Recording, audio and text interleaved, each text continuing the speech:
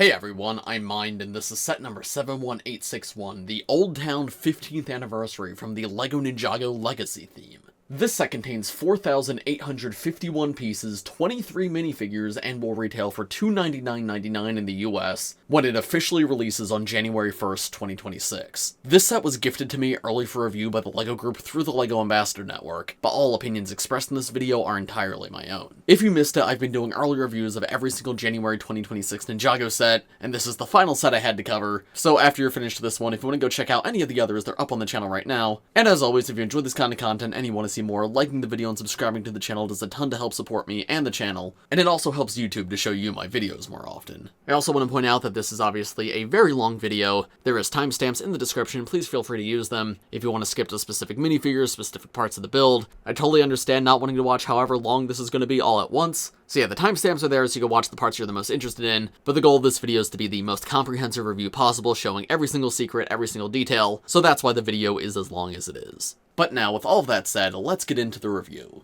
So here's the Old Town, which is the big D2C set to celebrate Ninjago's 15th anniversary. Right off the bat, I want to mention that I actually got the opportunity to do an interview with the designer of this set, Li Chi Wing, and I will be uploading that video tomorrow. I believe the raw footage is like an hour and 45 minutes, and I don't think I'm cutting much, if anything, out. So after this review, if you want to hear even more about this set from the person that designed it, I recommend checking that out tomorrow. It was a very interesting and insightful conversation. You learn more about all the references in this set, his entire design process, how the minifigures were decided on, like everything. But of course, the elements of that interview that are relevant I will bring up in this video, but there's definitely going to be details in that video that I don't get the chance to mention in this one. Anyway, when I first saw the box for this set, I truly didn't know what to think. I saw it had a fantastic minifigure selection immediately, like that's what jumped out to me on the box. But in terms of the actual build, there was so much going on that I honestly kind of had a hard time forming an opinion on it. But now that I've built it up, I honestly think that's because it's hard to capture the entire essence of this set on a two-dimensional box. Because yeah, having it built up, I adore this set. It's one of my favorite Ninjago sets of all time,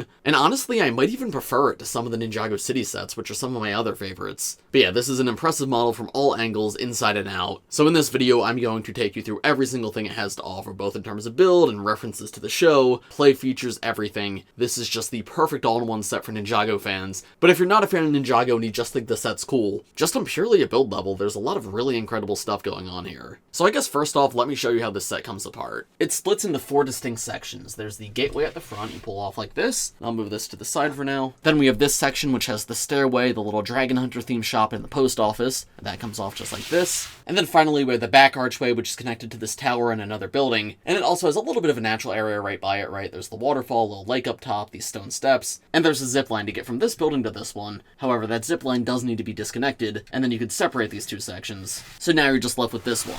However, you can see there's still some builds left in the middle here. These are actually the side builds in the set, because something this set does that's interesting is it does form that ring shape. So by default, you do have a little bit of a courtyard, right? It is empty in the center. However, it's big enough in that courtyard to fit all the side builds in the set. So you have this little tea cart, this statue of the first Spinjitzu master, and this Carpenter's shop. And when you have them in the center of everything, they're not like tightly packed or anything. You have plenty of room to place all of these, but also fill it with minifigures. There's also a level of customizability to the layout of this build. You don't have to have it in that ring shape if you don't like it. Instead, you could do something like this, for example, where everything's laid out a little more straight. However, when it comes to like different orientations and stuff, I'm going to dive into that a bit deeper later in this video. I just wanted to mention right off the bat that yes, it's possible, it's a thing you can do. However, as you can see, this layout is a little tight in my light box. I've got it slightly angled because I literally cannot fit it straight. It's not big enough to fit in here. So we're going to bring the entire build over to my desk later on, and that way we can take a better look at things. For now though, let's take a look at each of the modules one by one and have an up-close look at everything this set has to offer.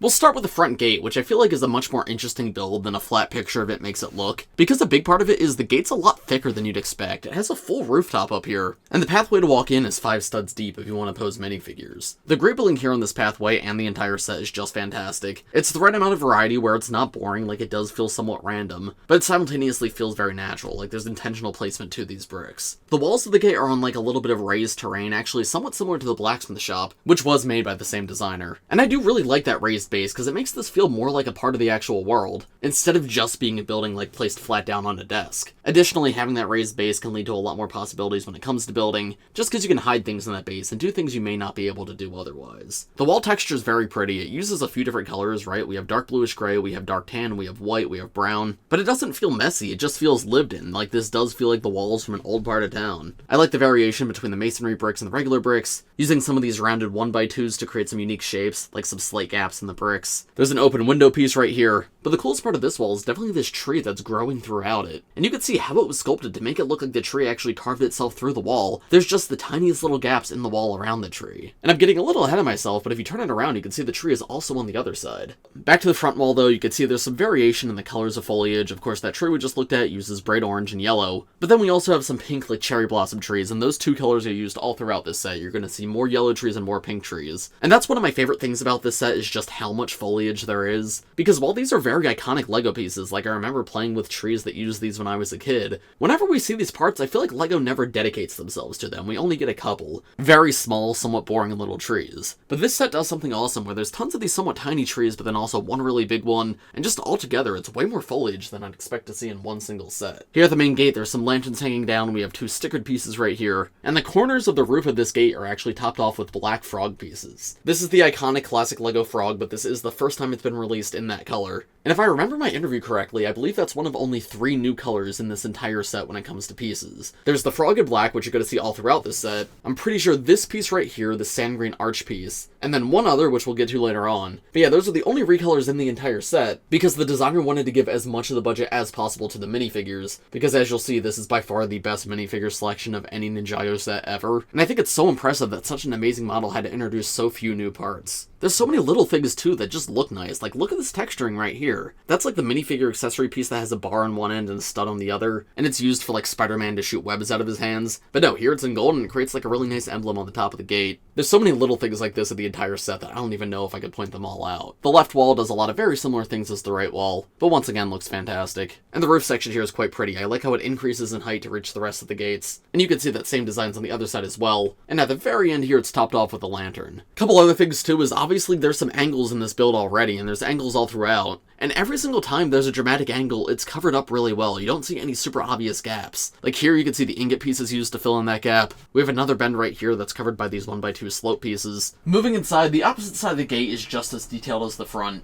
There's the same golden stickers at the bottom, and these stone walls are like 4 studs thick, with the red ones on the inside being 2. At the top here, there's a stickered sign, which I don't believe is meant to represent anything specific in this set. I'm pretty sure it is an all-new graphic. That shuriken symbol I do recognize from some of the core banners, though, and we have these 2 dragons surrounding it. Right above that, however, in the roof, there's this flap that opens up, which has 2 of the coolest references in the entire set. First off, probably one of my favorites, my second favorite overall, and we're going to get to my first favorite in just a moment. We have this. This is the original Green Ninja scroll from 2012. The one that in the very first episode of the main show, not the pilots, in the very first episode they discover Umu's bag and they open it up and it says one ninja will rise above the others and become the Green Ninja. And it's got the illustration of the Green Ninja in the center and the original 4 ninja around him. Got Jay with the nunchucks in the top left, Cole with the scythe right there, Kai with the sword right there, and Zane with the shurikens here. And this writing that's all over is actually not Ninjago, because Ninjago didn't exist back then, and Lee said they didn't really want to, like, explain what exactly this said, right? It's such an iconic thing from the show, putting literal text on it might devalue it. But yeah, this looks perfect. It's the kind of thing I never expected to actually get, but such an amazing inclusion. And right next to it is another reference. This is the motherboard from Ninjago Prime Empire. This was actually a pretty important thing in the show, right? The characters had a big fight over it in the very first episode of Prime Empire, so it's cool to get physically when we never had it before. It uses like this book cover piece too, so a minifigure can actually hold on to it. So if you want to pose this with your Prime Empire minifigures and have them actually fighting over it, that's absolutely something you can do. But yeah, those just hide away in the roof real nicely and you can close it back up. Then on the inside of the other wall, we have what's probably my actual favorite reference in this set, this right here. This is the missing poster for Zane in Ninjago Season 4. This was of course after Zane's sacrifice in Season 3, all the ninja thought he was dead, but then they get a message that says Zane is alive and it's on a little scroll just like this. This poster was also in the intro of Tournament of Elements in place of Zane himself, so it's very iconic in that sense. And this illustration was done perfectly. Again, this is almost exactly how it appeared in the show. And I love the little detail of the paper having the Anacondrae symbols on it, because of course it's Chen who sent this letter, so his paper is branded with his own stuff. The Ninjago here, by the way, translates to "he is alive," which again, Ninjago wasn't a thing in the show when we saw this, so that was like added for this sticker. But that makes perfect sense and complements the graphic nicely. Probably my favorite sticker of all time in any Ninjago set, and I think the green ninja scroll we just looked at is a close second. Aside from that, I don't think I have too much more to say on the inner walls. I do like the greebling once again, and the way it sort of frames like the inner courtyard. It does create this very round shape to leave a lot of space in there. The terrain fades out very nicely, it doesn't feel like a hard cut off. I like the little green frog here, that's a cute touch. And I appreciate that even though this area is very thin, there's still some room to pose minifigures. There's a jumper piece right here where someone could be attached. And that's the case with this side of the inner wall too, where there's a few studs where minifigures can attach. We got a big jumper piece, a little bit of foliage. Again, there's both pink and yellow foliage all throughout this set. This is definitely the least dense section in terms of references and whatnot, but already I think it's phenomenal.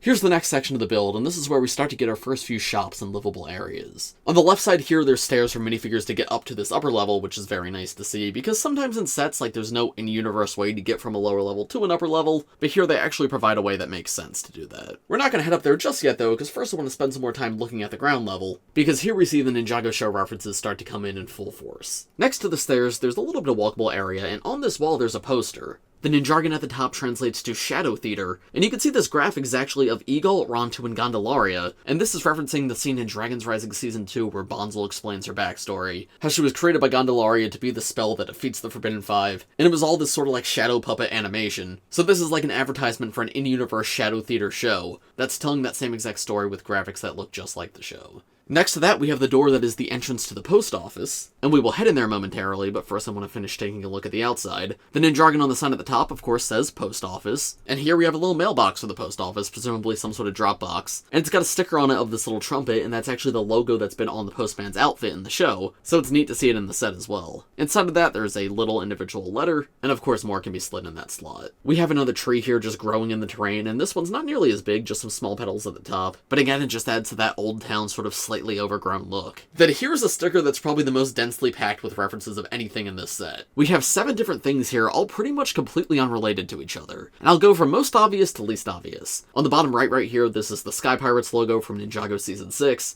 That's the symbol Nautocon's crew used, it's very cool to see that again. Then this here is the Sons of Garmadon logo, but it's got a big X over it, I guess because the Sons of Garmadon are now disbanded. In the bottom left, this is the Unity symbol, that's what's at the end of March of the Oni. It's when all the ninja put their hands together on the monastery to create that mural. That's the symbol they all create together. Then in the top left, that's actually the Woo Crew symbol. Woo Crew was a weird thing Ninjago was doing from like 2016 to 2018-ish. And I'm gonna be honest, I never fully understood that campaign, but it was something like go to the LEGO website, Woo Crew. But anyway, if you ever go back and rewatch Skybound, this symbol is hidden in every single episode, because the whole thing was you were supposed to like find the hidden Woo Crew symbols. So it's cool to see like a hidden Woo Crew symbol in an actual set. It's not that we've not seen that symbol before, we actually have 2 different Woo Crew outfits for minifigures, there's the white outfit and the black outfit, but this more fits the context that we saw that symbol in the show. And again, it's been gone for years, so it's awesome to see it back here. Then in the top right here, this is actually somewhat niche. This is the symbol of the Red Crows, which have never appeared in the Ninjago show, but they were the villains in the Garmadon comic, so I think this is the first time we've seen the Garmadon comic referenced in a Ninjago set. And then these 2 posters I didn't even recognize, and that's because they're references to the Spinjitzu brothers books, which if you guys don't know what those are prequel books about Wu and Garmadon's adventures when they were younger. This painter character is called Mindaro, and my understanding is he was like a magician that had the power to like bring paintings to life, but then he got trapped inside a painting, so that's why the Ninjago at the top translates to missing, because he was trapped inside the painting and no one knew where he was. And then this bottom one is a reference to Tanabrax, who was like this puppet master, he controlled like evil shadow puppets or something, and what this text says is puppet show. Now this entire sticker is actually hidden if you have the set in like the ring orientation, the one that I showed you at the beginning of this video.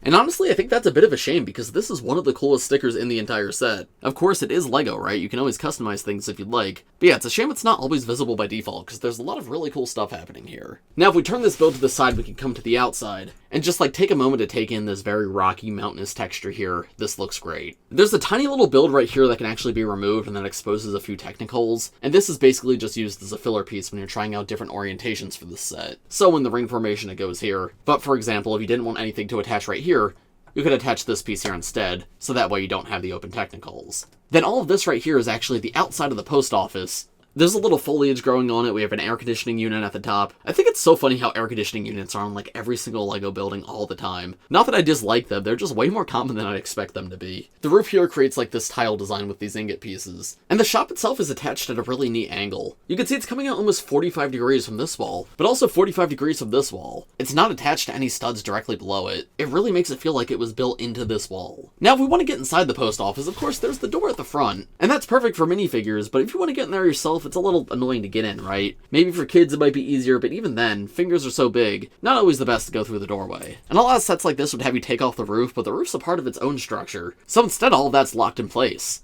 No, actually, if you want to get inside here, you can actually just swing it open from the back. And that has to be one of the smoothest, most natural ways to access an interior of a LEGO set that I've ever seen. A lot of sets do open backs because it makes it easier to get inside, but of course not having an open back like this looks significantly nicer. But then you're always left with the question of how do you get inside? Some of the newer Ninjago City sets have created modules that you could pull out, but even then you're pulling out the room, right? You're not playing within the room. This though I think is perfect. It's the best of every single option. You don't have to take anything apart, so like there's no roofs coming off you have to keep track of. You don't have to pull anything out. It swings open very easily, you can get in there super easily, and you can close it back up without issue. This opening function is one of my favorites in the entire set. Anyway, with that open we can see inside. Here at the front is the door where minifigures can get in, and there's a couple different things we could spot inside the post office. Here on the back wall there's a water cooler as well as a little desk for the postman to sit behind. There's another desk on this wall for letters to be written and stamped. There's a light right above it so you can see what you're doing, and a quill for a minifigure to use to write. On top of the desk is one of the Ninjago card collectibles that come in plenty of sets.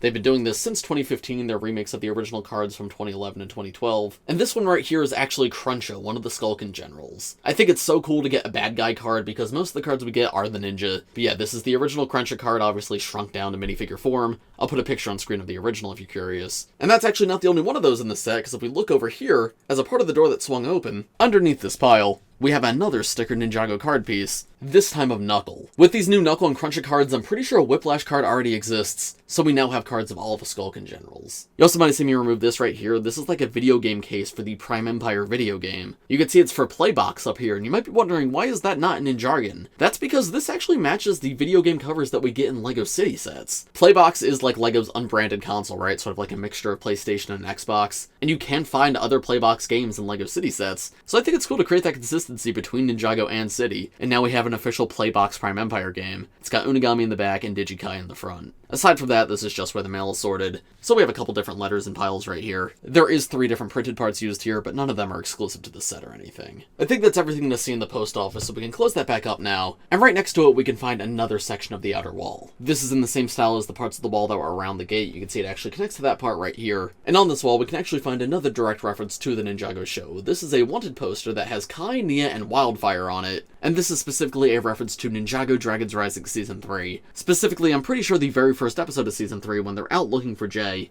and they end up running into the lightning tides, and then they escape, but the lightning tides end up putting up a wanted poster for them. This is that wanted poster, which is awesome. That's such a recent season, but it's a thing directly from the show that's now being called back to in the set. And there's actually a little play feature that ties in with that too. You can see the wall that it's on is cracked, there's like little tiny gaps in it, and there's this very cute little shrine right next to it that has a nano figure inside. If you push in on this platform that the nano figure's on, that actually caused the wall to pop off.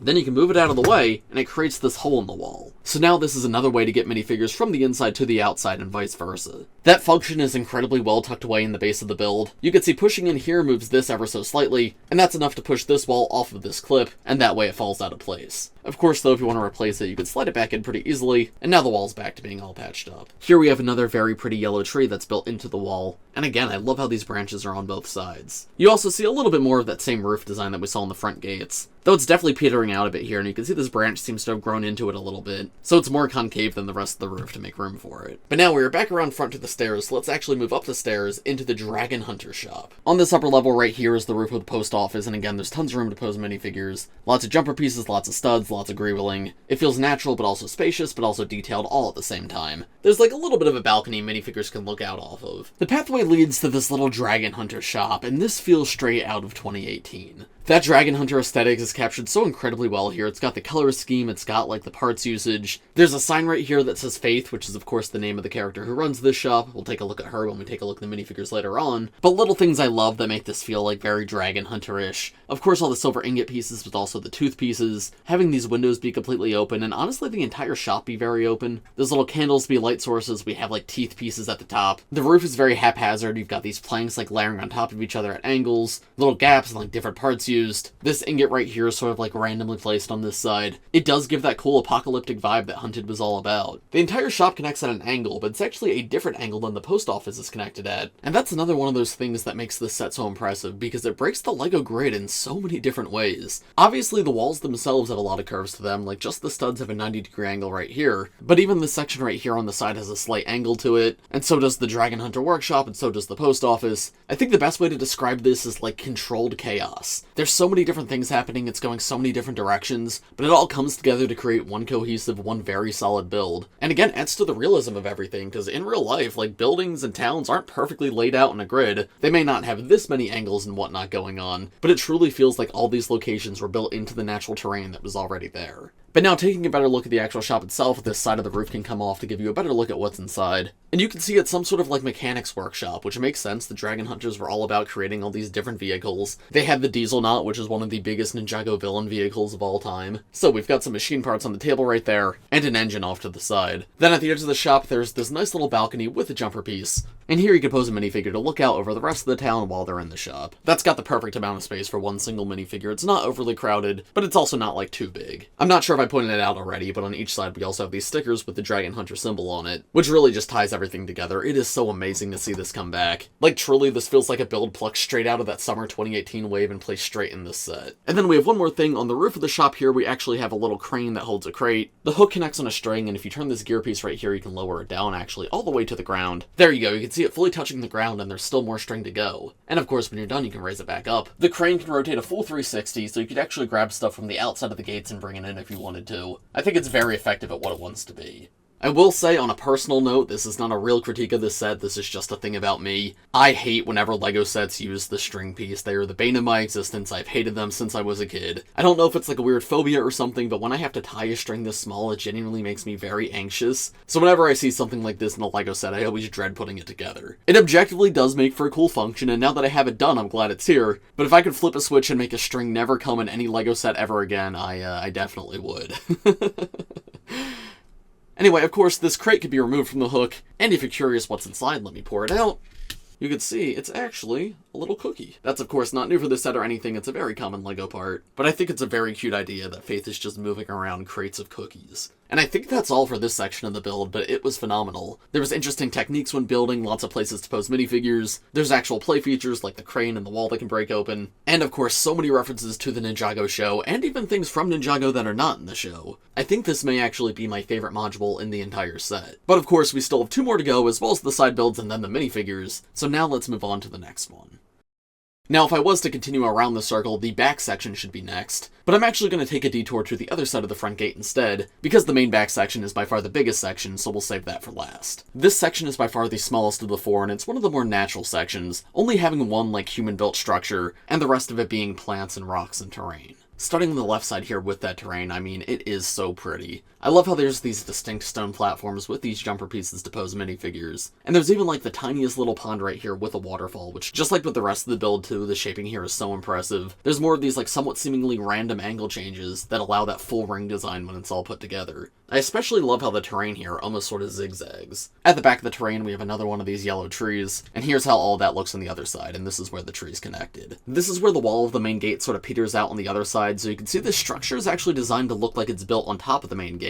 You can see those gray masonry bricks at the bottom and parts of the white wall above it, and even like tiny little bits of the black roof up here. At the base we have another lime green frog, our second one in the set so far, and here we can see where this little building is actually built into the terrain. It's placed on top of these brown beams, and then we have more red support beams to hold it up. All of that looks great, it feels very intuitive. Around the front you can see there is actually a ladder for minifigures to get up here, and behind that you can see more of the white and gray wall from the inside. Up at the top of the ladder we have a wooden platform with lots of room to pose minifigures. There is 23 figures in this set, set, so it's important to have enough space. Then we have a brick-built lantern right here, which sort of blocks this sign. However, if we remove it, we have a better look at it, and if we translate that in jargon, it spells out lookout. And that's exactly what this building is meant to be, a lookout. The roof is quite pretty, although it doesn't do anything like especially unique, aside from, of course, the frogs, which pretty much every single building in this set is topped off with. And the roof can be removed for better access. Inside is quite spacious. Once again, you could definitely fit quite a few minifigures in there if you wanted to. And in terms of detailing, we have a telescope on the side right here, which makes sense, it's a lookout. There's how it looks from the outside. We've got a crossbow here on the wall, and then we have a little desk with a candle and a stickered picture. Let me remove that so you guys can take a better look at it. This is actually a picture of Kayania's blacksmith shop, which is of course the very first shot of Ninjago ever. In the first pilot's episode, it opens on the blacksmith shop. But it's also an actual LEGO set that's coming out this wave in January 2026, so it sort of serves as like a double reference. In my interview with Lee, the designer, he mentioned that this was included here to sort of imply that this is the sight you're seeing when you look through the telescope. That maybe the blacksmith shop is way off in the distance over here, and if someone looks through the telescope, they would see where Ninjago began. On the opposite side of the lookout, there's a stickered sign piece that just reads Old Town, which is of course the name of this set. We're sort of just labeling where we are. And that's everything for this section of the build. Definitely the smallest overall, but still quite good. There is actually one more thing to it. You may notice this bar piece right here. Well, this is where the zipline attaches. Then the other end of the zipline attaches to the large tower on the other side of the build. So now let's take a look at that. Oops, actually, sorry, one more thing. This sign is supposed to attach right here. It fell off early on when I was recording and I reattached it to the wrong side of the build. But yeah, this is just like a little directional sign to show you where different things are in the build. This side is pointing to the main gates, which is of course where you would normally attach that. And the other side is the logo for the post office as well as this museum logo, and we're going to see what that is in just a moment. But yeah, that's supposed to attach right here on the build, which honestly ties everything together a lot better. That's entirely my bad for leaving it off originally. And now we come to the final section, the main back section with the giant tower. I think we're going to start on the right side, because that's the part that's meant to connect to the terrain that we just looked at. On the ground level here, we have another very tiny little pond. This one has a flower floating in it. This is one of the newer flower pieces that was introduced in the botanical garden last year, and I actually really like how they were used in this set. You only get two, one right here and one up a little bit higher. There you go, you can see it right there. But aside from that, it is just like the traditional LEGO flower pieces. Not using these pieces all over makes the two that we actually do get seem a lot more special, and I think it's awesome how these are specifically meant to be like water lilies floating on the water, while the petals and leaves from the trees are these more classic flower pieces. But you may notice underneath that tree and just all over this pathway, there is way more of these pink flowers. And as you've seen, there is tiny little flowers all throughout this build, but that's really nice attention to detail that there's more flowers specifically around the trees, because it implies that these are like leaves and petals that actually fell off of them. This stone stairwell here is one of the highlights of this set. I love the shaping to it. The fact that it curves too is really impressive. Each of the steps are angled, but they are also big enough to fit an entire minifigure. It's not like overly thin in any spot.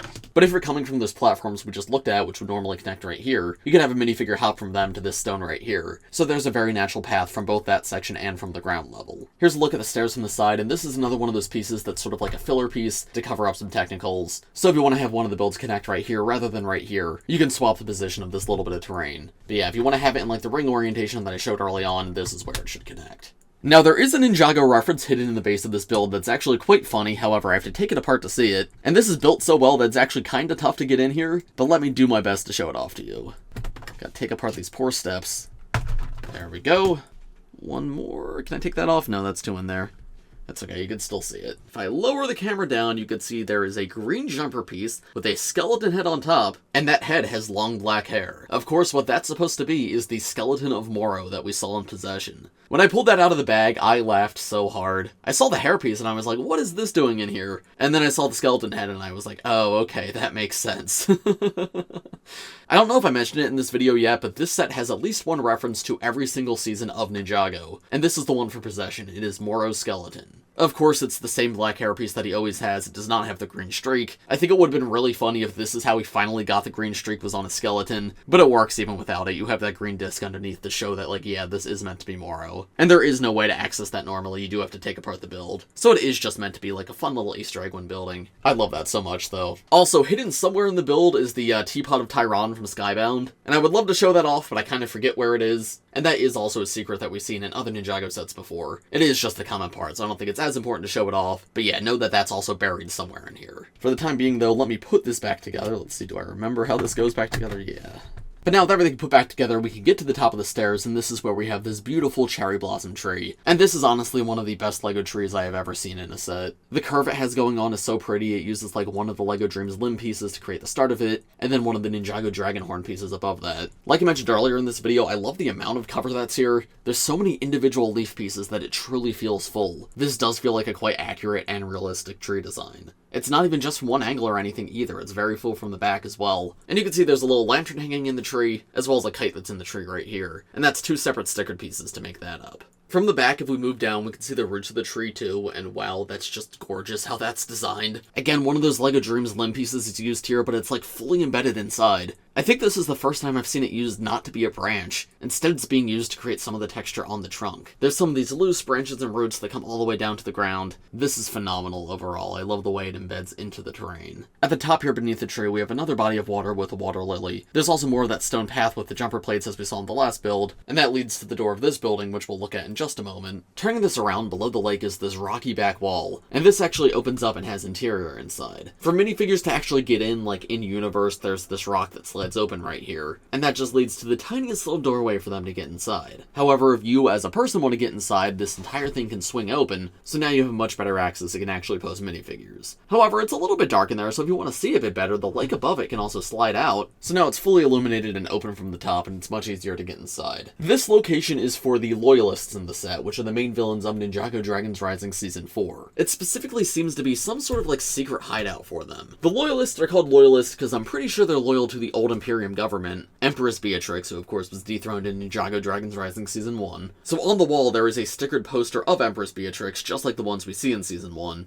And then there's another sticker of this stone tablet with a dragon face, and that dragon face is also on the back of the Loyalist torsos. There you go, that's how that looks. And I'm sure that's all going to tie into the show somehow. But of course, as of right now, Dragons Rising Season 4 has not released, so all I'm able to do is guess. There is like this meeting table in the center of the room that's an orange hexagon, and of course plenty of jumper pieces around it, so you could place the Loyalist minifigures inside and they can have their meeting. And that orange hexagon shape is also a reference back to Imperium. That was like the Imperium symbol that all the minifigures had on their torsos in Season 1, so it's cool to see that even in their base here. This is a great room that ties into the most recent season of the show, and I think it's so awesome that there's 3 different ways to get in here. There's the in-universe way, which is just moving this rock. There's the way to get in without taking anything apart by just swinging this open, and then if you want even more room by taking something off, you can take off this top part as well. It's so cool to have so many options. Next to all of that, we have this white archway, which is another way to leave the old town but from the back. Again, just like the front archway, I love the thickness here, like the walls are not made super thin. It does feel like a proper exit to everything you've seen thus far. There's some nice stickered graphics on the outside, some like red banners, and some gold trim on this wood. Those are present on both sides of the build, and on this side there's even this little emblem right above it. And again, I don't believe this is anything specific from the show or from Ninjago's history. This is just a new original symbol designed for this set, and it's the same one that's on the front gates. The ground beneath the archway is 8 studs deep, so there's tons of room to pose minifigures here. And then there's 2 more stickers on the inside of the archway. This, when I first saw it, I thought might be a reference to the Tournament Temple City, because you have that water wheel that's in that set. However, if you translate the Ninjago up here, it's actually something different. It says 2 Moon Travel, which is a reference to 2 Moon Village, which is the location that Garmadon visits in the Garmadon comic. So that's pretty cool to see a second Garmadon comic reference in this set. And on the other side, there's another travel poster, this time for Shintaro. And yeah, it's a very pretty graphic of the city of Shintaro, and it just says Shintaro on the bottom in Ninjago. Next to the archway on the ground level, there is one more door we haven't opened yet, and this seems to be like an abandoned little house or something. There's no like easier way to access it, there's nothing to take off, there's nothing to pull out, but you can see there's a spider inside on the floor, and on the back wall there's a sticker of a spider web with some Ninjago, and the Ninjago reads Sleep Sleep, of course as a reference to Harumi who comes in the set. She sings that spider song in Season 8, so I think it's very cute to include this little reference to her as well. I will note it's supposed to say Sleep Sleep, what it actually says is Sleen Sleen. That final P is mistakenly written as an N. The Ninjago P and Ninjago N are very similar to each other, so I don't blame them for making that mistake, but yeah, technically that's a typo, however it's Ninjago, so it's not the end of the world. And it is only a sticker, it's much better than when we had 3 whole minifigures with a typo on them in the 2020 Legacy Wave. That was pretty bad. And now we come to the main largest tower. It's got a sign on it with like a little picture of a museum and some Ninjago below it, and that Ninjago actually translates to Dr. Saunders. Dr. Saunders was of course Crux's alternate identity in Hands of Time and Day of the Departed, and he does actually come in this, so you can see his minifigure right here. But in the show, he's like the the museum curator for Ninjago City, and we have actually had the Ninjago City Museum before it came in the Ninjago City Gardens. So they couldn't really do the museum again, because we already had it, and also that's in Ninjago City and this isn't. So instead, this is more Dr. Saunders' house, though he does have a ton of relics inside. And this part of the build is going to be where we find the most references to the show and to Ninjago's history, because there is so much jam-packed in here. Talking about the actual build first, though, these golden railings outside the door look very nice. I especially love the way they use these little roller skate pieces. There's a small roof right here too, right underneath the sign, and it uses 4 of these Technic parts that have a bar connection on the end. Because of course a Ninjago D2C set would not be a Ninjago D2C set without a creative looking roof. And I actually like this one a lot, it leaves this little beam in the center of each part of the roof. And then if I turn the building, here's how the side looks.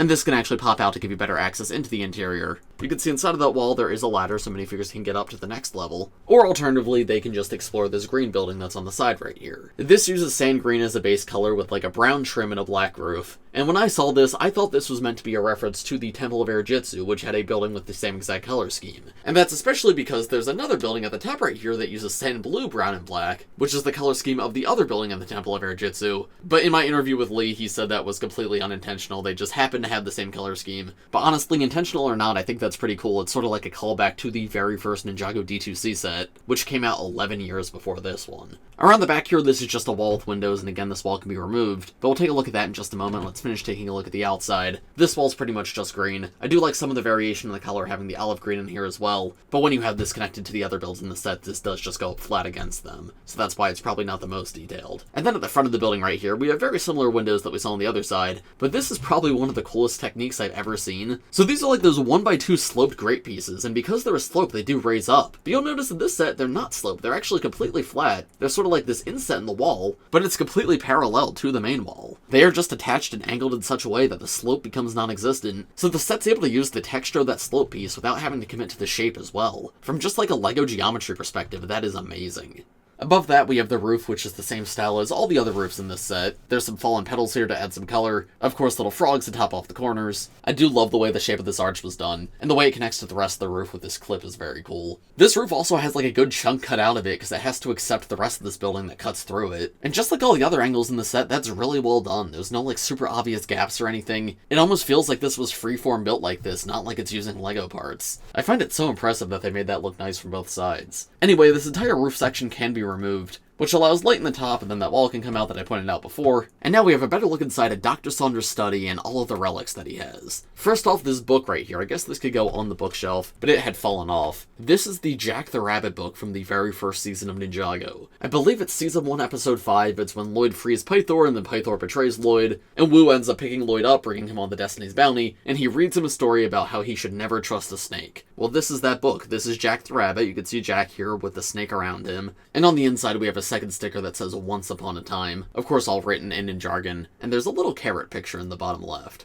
One critique, while this is awesome and it's so cool to finally have it, I would have really liked if that in jargon said never trust a snake. There would be quite a few more characters, so maybe they just didn't have room to fit that. But that is like the iconic line from this book, so if that said that, it would be perfect. But even still, just getting this at all after 14 years is amazing. Such a cool thing to call back to. Then on the wall above the chair, we have the Scroll of Forbidden Spinjitzu. Specifically, this is like the exact one that was in the museum. It's before it's powered up by like Zane or Esphira, so it is just like the tan scroll. And this is a piece we've gotten before, but it was like a vinyl piece, so this is our first time getting like a physical LEGO part to represent it, so I think that's neat. On the desk here, this is something from Ninjago Season 2. I believe this is one of the scrolls that Misako had, specifically the one that's detailing like how to use the Temple of Light. It shows the 4 ninja around the outside and Lloyd in the middle, and Lloyd like glowing to become the golden ninja. Again, another very early season thing that was like a big plot point in the show, but we never got physically, so neat to see finally represented here. And that's it for references in this room, but there is just like a really nice floor pattern, using dark green and white here. The chair looks big and comfy for Dr. Saunders to sit in. And on the wall, we've got some more books and a chalice, though of course that's not like anything specific from the show, it's just some more stuff to like flesh out the apartment. By the way, I don't think I mentioned on the Dr. Saunders sign on the outside, there's actually like these little clock hands on the edges to sort of hint the fact that yes, this is actually Krux, and those are like the same graphics that were on the Time Twins hoods from 2017. And that's actually still not everything, because there is still the wall that we removed, and this has 3 more references on it. At the top left right here, this is the scroll with like the details of the moon cycle, and there's the yin-yang moon at the very top right there. This appeared in Day of the Departed. This is from Ninjago Crystalized. It's the guide on how to unlock dragon form, where the ninja have to jump up, kick back, whip around, and spin. And then this is the mirror that appears in Ninjago Season 11, when you look into it, you see your greatest fear. And this is, of course, when Lloyd looks into it and sees Garmadon, his father. So we actually have 2 Season 11 references in this room. But yeah, that should be everything, so now let's close that back up, as well as put the roof back on top. Or actually, maybe we should leave that off for now so I can get into the next room. Because, of course, now it is time to move up a level. You saw that ladder on the inside, that's how the minifigures in universe get up to this level, and this room actually is quite small. It's smaller than what's below it, but also smaller than what's above it. So that does make her a very interesting building design, that it doesn't just get smaller as it goes up, it actually changes in size. But yeah, we have some nice, like, golden framed windows here. That red trim at the base continues all the way up here, and this is where the zipline attaches, which I will do in a moment. On the side here, this is a little balcony where minifigures can be posed, but there's also a ladder to get up to the next level. And attached to the wall right here is the accessory that you can give to a minifigure to allow them to swing on the zip line. However, the actual room itself is somewhat of a storage room, with not really any space to actually pose minifigures, but there is a few more references and cool things in here. So if you want to access that easier, you can pull off this wall. And on camera, the lighting with the reflections and everything is a little bit weird, but you can definitely see everything a good bit better in person. And for convenience, you can also just remove this entire floor, so that way you can get an up-close look at it without actually having to get in there. There's 3 things on this little palette here. First, this is a stickered version of the original Destiny's Bounty set from 2012. I love whenever they do like minifigure scale Lego sets, and this is our first time getting this one. The lime green box especially is so nostalgic, I think that looks perfect. Next to that is supposed to be a pile of newspapers, and this one at the top says The News, written out in jargon, and it's got a picture of Twitchy Tim on it, of course, as a reference to the island. I believe you do actually see this in the show. This is when they learn about Twitchy Tim to go get his help to go onto the island. I think that's where this originates. I have not watched the island in a moment, though. And finally, this last box right here is another, like, minifigure scale set box, but this time around it's for the Ninjago movie bounty. And I think that's a really cool way to fit a Ninjago movie reference into the 15th anniversary set. Because, of course, it doesn't make the most sense to do anything specifically from that movie, because that's a completely separate universe. But by just including the set, now the movie is here and it doesn't, like, break canon or anything. And once again, the design is perfect. I really love that they even have, like, Lloyd in the top corner. And it's neat to have 2 different versions of the bounty here. And then there's one more thing in this room on the back wall. I'm going to remove it so we can see it a little bit better.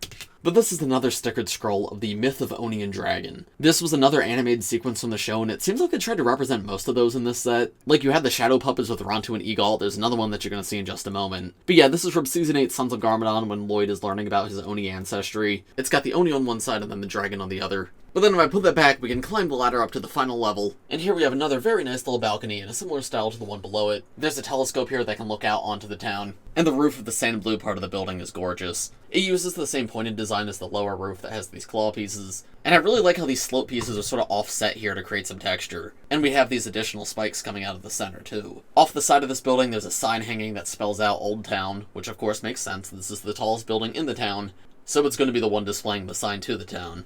Around back we have a very blue wall, which matches the very green wall that we had before.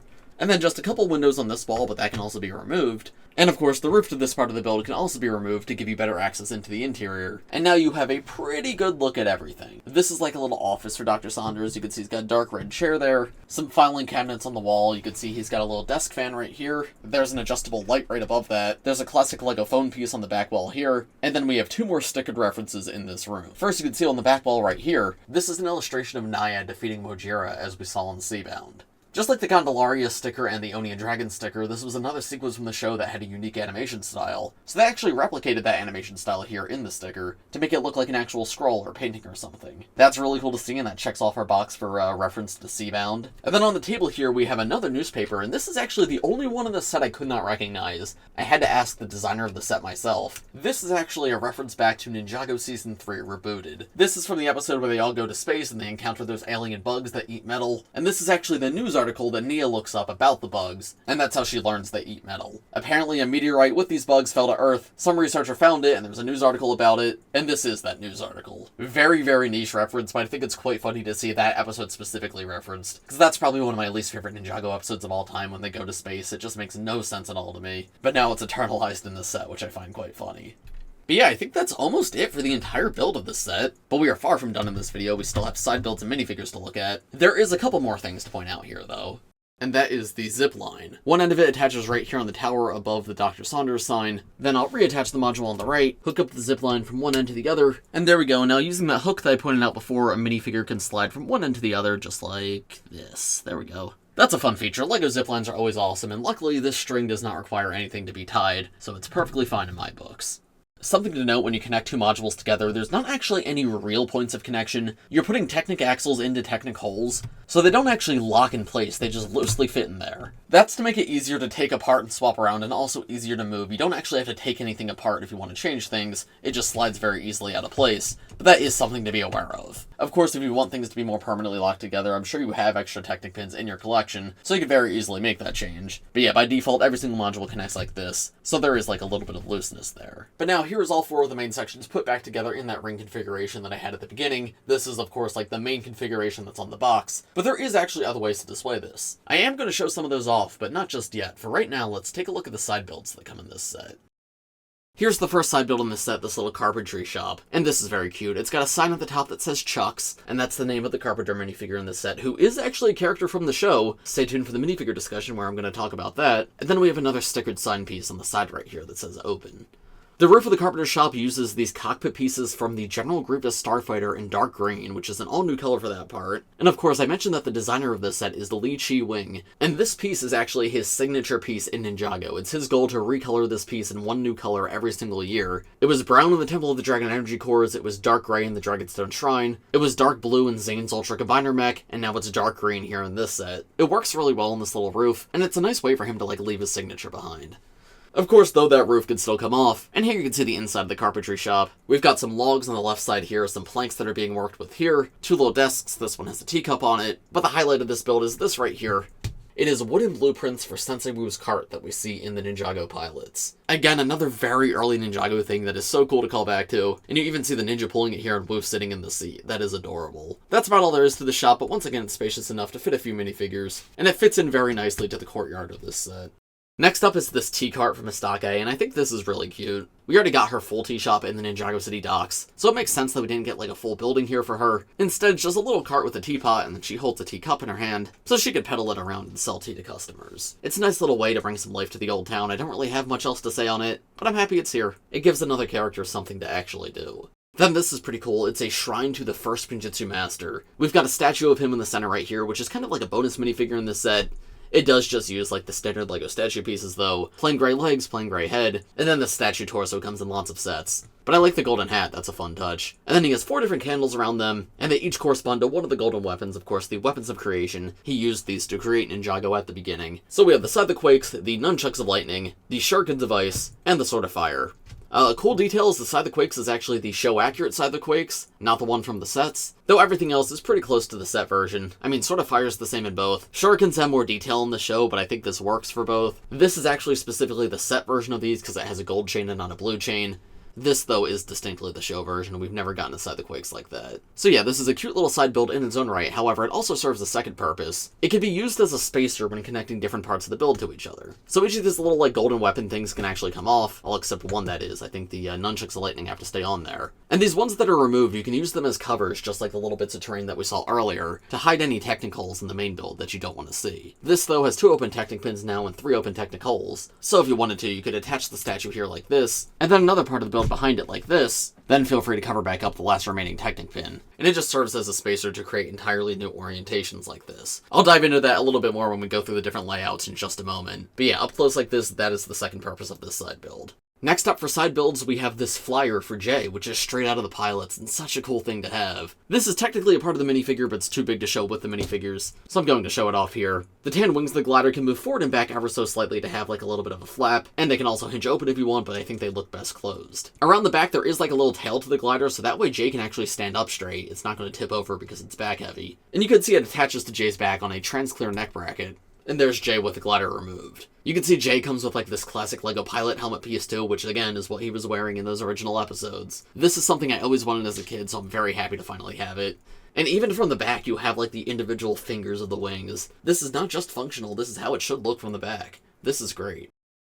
And then finally for side builds, we have the 15th anniversary minifigure display stand, and you get 3 different anniversary minifigures in the set: Young Wu, Young Garmadon, and the first Spinjitzu Master. Of course, we'll take a look at all 3 of them with the actual minifigures later on. For right now, I just want to talk about the stand itself. This is very similar to the stands in the other sets, but this is meant to be like the centerpiece, so there's a bit more going on. Of course, we have that same Ninjago 15 printed tile, but this little like emblems created with these dragon hilts and everything to make this feel like the center. There's also outer borders to it too with these black frogs, to match the roofs in the set and also just like cap off the anniversary display. However, of course, you can only fit 3 minifigures here, so if you want to fit the other 4 that come in other sets, you can pull these off and reattach them back on either side. The display stands from the other sets do have to be turned around to attach. That way the 15th anniversary tile only appears once from the front. So you attach them like that, turn the minifigures around, attach the edges back on, and then here's a look at the complete anniversary display as of January 2025. Of course, there's 2 more figures that will also be added to this eventually. We're getting the Master of Ice in March and then somebody in June. So when those come out, you can expand this even further. But yeah, in just this set, you only get these 3. Also, something kind of cool is there's kind of a reference inside of the display stands. Each character has a hidden 2x2 tile that represents their element. So you can see Garmadon's here is magenta,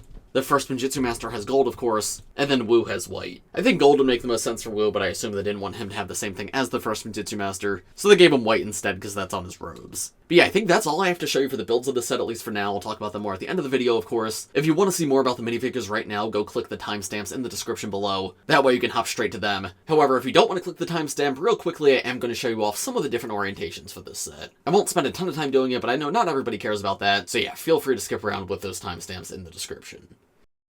Alright, I brought the set back out to my big desk so I could show you a few of the different orientations. I'm not going to show you every single one because I don't know if that's even possible. There's a lot of different possibilities, but I'll show you like the official ones and then some cool ones I found when just playing around. But of course, one of the main points of this set is you're supposed to be able to customize the layout, so it really is up to you how you want to have this on display. First, of course, this is the layout you've seen. This is like the ring-shaped layout. It's got the courtyard in the center that can fit all the side builds, the gate at the front, another gate at the back. Cool, awesome. I also have the first Spinjitzu Master statue off to the side right here because this could be used to help adjust some of the layouts. But now let me transform this into the straight layout that you see on the box.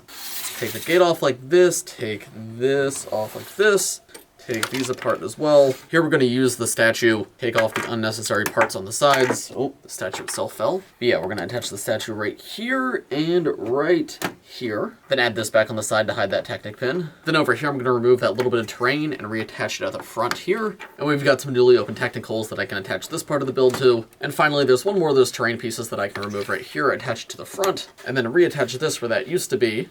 And I believe I can even reattach the zipline now and it'll still work. Yes, I can. And then finally, to cap off the edges, we have part of the first Spinjitzu Master Shrine that can go right here, and the other part that can go on the other end. And there we go. Now there's no exposed Technic, no exposed Technicals, and we have this completely straight layout for the old town. So if you have like a long, thin shelf you want to display it on, this is absolutely an option. And I feel like you don't really lose any of the detail, right? You still have a lot of these cool angles, it just doesn't make a ring. It's more of like a zigzag, it comes in and out. And you can actually see the graffiti sticker, which you can't see in the ring orientation. Here's that same layout, just flipped around so you can see the other side. Definitely not as strong from this side, but I still think it looks really good, especially the front gate, being able to see the front of that's really nice. But yeah, those are the 2 like official layouts that are shown on the box, but you're free to customize them and mix and match however you want, so let me like just try out a few more. Here's a custom layout I made that I really like actually. It started as like trying to make a ring, but with the side module swapped. But of course that shape is not going to be perfect. I think the ring orientation is the only one where you can get an exact ring. Instead it creates like this U shape, and I think for play especially this is really awesome because it gives you very easy access into the interior while still keeping that very round appearance, because with the ring you do sort of have to reach over top if you want to get inside or pull the front gate off. This has everything connected and it does give it a much bigger footprint, but now you have this huge open area in the center right here for play to pose minifigures, and I can even see myself like displaying Ninjago vehicles inside here. So that way you have the backdrop of all these cool locations, but still open space in the center. Also, something kind of cool to note with this one, the first Spinjitzu Master statue is literally used only for spacing. The roof of this section actually would conflict with the wall of this one. You can't connect those 2 modules directly together. But if you put that statue in the middle of the 2, it creates enough space that they can go side by side. So it shows how useful that truly is. It helps you to reverse directions, but you can also do things like that. Here's another U-shaped layout that's kind of interesting. There's actually quite a few different ways you can go with these. Here's something kind of cool. You can also do like a multi-connection layout. In the main 2 versions of this build, this module right here has 2 connection points, but one's covered up and one is open. If you want to go straight, you have this one open and this one closed. If you want to go round, you have this one open and this one closed. But you can leave both of them open and attach 2 modules to it, so that way it almost creates 2 different distinct sections of the town. You have this main ring right here, and then this little alleyway off to the side that has the post office, it has the dragon hunter shop. That's actually a really neat concept. Here's the layout that's somewhat between the U shape and the completely straight line. It does have a little bit of curve towards the edges, and there's lots of open space, but then this like center section is very straight. I think I'm gonna wrap things up here in terms of showing you these, just because there is like infinite possibilities, but I will say it's very fun to play around with this and find an arrangement that looks cool. I still think like the main ring orientation that's on the box is the best way to display it, but you do have other options if you don't like that one or it doesn't fit your shelf or whatever it is. And of course, because these are all separatable and customizable, you have the option to build your own expansions as well, if you want to turn this into an even bigger town. But yeah, I think I've showed you enough here, so now let's take a look at those minifigures.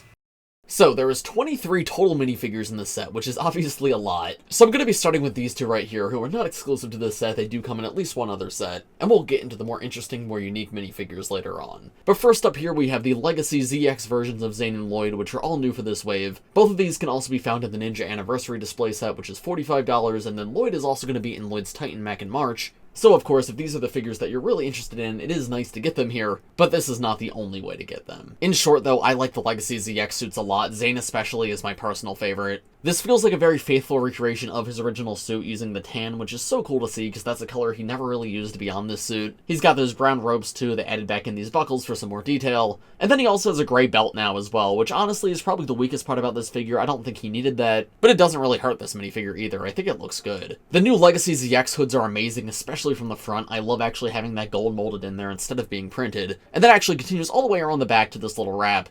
Not the biggest fan of the wrap from the back. I kind of wish that was all white, just because I feel like it's a little weird to have a gold headband. This is clearly supposed to be metallic. That looks like it's probably supposed to be fabric. So the 2 of them being the same color is a little bit odd, but it's not the end of the world. And then Zane does have an all-new face print for this wave that goes back to his original design. On one side of the face, it's just a very normal, neutral expression for him. Back when he had his yellow face, he only ever had one expression, so it's great to have another one for him, and this seems a lot friendlier. This does feel like the Zane personality I know from the show. And then the alternate face is awesome as well. It's like the battle damage face that you see at the end of Season 1 and in Rebooted. And we've gotten some variants of this before, but this is the first time we have him with the gridded teeth. And it's been years since the last time we had this, so that's awesome to get again. This minifigure is pretty much perfect in my opinion, and I'm glad he comes in more than one set. And of course his accessory is the Shurikens of Ice, just the golden Ninjago Shuriken piece. Then Lloyd ZX uses gold instead of the gunmetal gray that he originally used. But honestly, even though it's not accurate, I think it actually kind of works on him. He uses this color scheme in his kimono robe anyway, so this feels like a combination of his kimono robe with his ZX robe. And aside from that, the rest of this is a very faithful recreation of that original Green Ninja robe. The dark green arms are a very nice touch, and I love those golden dragon scales that were silver originally. He comes with like his movie sword in gold, and there's a look at the back torso part and alternate face with the armor and hood removed. I like this minifigure a lot. Obviously, the gunmetal gray would have been cool, but on Lloyd especially, I do not mind the color change. If you want to see my more in-depth thoughts on these minifigures, go check out my review of the Ninja Anniversary display that's already up on the channel. But in short, I love them both, and I'm happy to see that they're coming in multiple sets. Next up, we have Cole and Kai, both also in their Legacy ZX suits. Just like Lloyd, Cole switches to using gold here instead of silver like he originally had, and while I definitely would have preferred the silver on him, I think they did do a good job of making the gold fit. Just like all the others, the torso and legs is a very faithful recreation of that original design. The only difference is now there's a slight gold plating to the armor, which makes sense to tie in with those shoulder pads. Kai, though, is probably the most faithful recreation of the original ZX robes, pretty much looking one-to-one, just with more detail, like this gold foil on the torso is a little more prominent now, and there's a little bit more of a gold trim to the gray parts of the robe. But yeah, he feels pretty much straight from Season 1. Of all the Legacy Ninja, he's definitely my second favorite. They both come with their golden weapons. Kai, of course, has the Sword of Fire, which is perfect. It's the same mold from 2011, still perfect to this day. Glad to see the Crystalized mold is gone. And then Cole has the Side of the Quakes, which is not great. It definitely doesn't look how it does in the show. I still maintain that the 2011-2012 Side of the Quakes was the best build we ever had. The Crystalized one was decent. I also like that one. But yeah, this definitely feels like a step down from the 2011-2012 version. It's not the end of the world, of course. There's no like exclusive parts on that or anything. So you could very easily build your own like accurate Side of the Quakes, but it would have been nice to see the original one come in sets again, or to have an entirely new piece that was more show accurate. Now something you may notice about these two is I do not have their hood hood pieces on them, and that's because their hood pieces actually do not come in this set. Check out my interview with the designer coming out tomorrow if you want to hear more about that, but essentially the minifigure budget of the set was stretched so thin that he literally could not fit these last two hoods in this set. Now, if this was a regular set, I would say that's disappointing to hear, and I would have liked to see some way to find a way to put them in, but considering everything this set is, considering how many exclusive minifigures it has, I totally believe that the minifigure budget was stretched that thin, and if we had gotten hoods on these two, we may have missed out on an important part for a new character, so I think that's a perfectly fine trade-off here. He did say he selected these two characters specifically to not have hoods, because you can get Cole's hood in a $5 Pelly bag, and you could get an extra of Kai's hood in the blacksmith shop. But as for the others, Zane, Lloyd, and Jay, the only other set they come in is the Ninja Anniversary display. So this way, if you get every single set, you can have at least 2 complete versions of every single ninja. So yeah, of course, hoods would have been nice, but I totally believe the reason why they weren't included. And again, when the rest of the minifigure selection is so good, this does not feel like the end of the world. Here's a look at their back torso prints and alternate faces with the hair pieces and armor removed. I absolutely adore seeing their original symbols back, especially Cole's too, because it's not like the updated one from Day of the Departed that is literally his original symbol. And there's a better look at the front face prints and front torso prints. Yeah, another 2 great inclusions.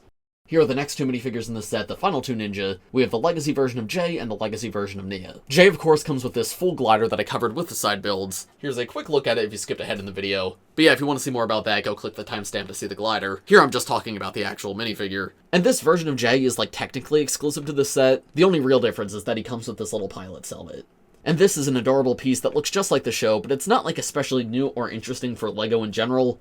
Those pieces have been coming in sets for decades at this point, so while I do really love getting it here, I wouldn't necessarily treat it as anything exclusive. Because I guess if you're just getting into LEGO for the first time, this is a good way to get this. But if you have a bigger collection, you probably already have these parts. But yeah, it's nice to see these slight variations that don't require any new parts. And it is such a cool recreation of an iconic scene from the show. And then yeah, he also has that trans-clear back attachment, and that's where the glider can attach to. Accessories, he comes with the Nunchucks of Lightning, which use the dragon hilt pieces and this new shorter chain piece. While I think the shorter chain piece is cool in theory, I'm actually not a huge fan of it on the Nunchucks of Lightning, just because there's only one single chain link between the 2 parts. And I feel like that really limits posability. You can't have Jay like throw one nunchuck over his shoulder like you can with the previous versions. And also, this is just another missed opportunity to do it in transparent light blue, because we have gotten chains in that color before, just not short chains. And if we ever did get a short transparent light blue chain, that would be the perfect Nunchucks of Lightning. But unfortunately, once again, that was left out this time. All of that being said, it's not too hard to find the older gold chain piece, and you can swap this one out for that one. And if you're just getting into Ninjago for the first time and this is literally the only thing you have, it's not the end of the world to have the shorter chain. I just slightly prefer how they did it before. But this still looks pretty good. I honestly still prefer it to like the Side of the Quakes that comes in this set. There's a look at Jay with the Nunchucks of Lightning removed. And then he does also come with his full hood piece in this set, so you can swap between the two if you'd rather have Ninja Jay. He unfortunately does not come with his full armor piece in the set. You're stuck with the trans-clear neck bracket, but here's how he looks with that removed. And Jay as a whole is definitely the weakest of the Legacy ZX suits, just because there's a weird clash of colors. He has gold on his headband, but silver on his torso. He, more than anybody, really needed to stick to that original silver color scheme. However, I will say not having the shoulder pads here actually makes him look better. And when he doesn't have the hood either, like if you put the helmet back on him, this actually looks phenomenal. The torso and legs just feel like an upgraded version of the 2012 suit. So at least me personally, this is how I'm going to display him with the glider. I think this looks phenomenal. They made some cool new changes to the torso design too. Of course, it uses metallic silver instead of gray, which the original did. And there's little golden lightning bolt effects on it too, which do help to tie into the gold armor, but it's still not perfect. Those gold lightning bolts are also on the belt, and you can see a little bit of trim in the pants. And there's a look at the back torso print, which has more of that silver armor and Jay's original symbol.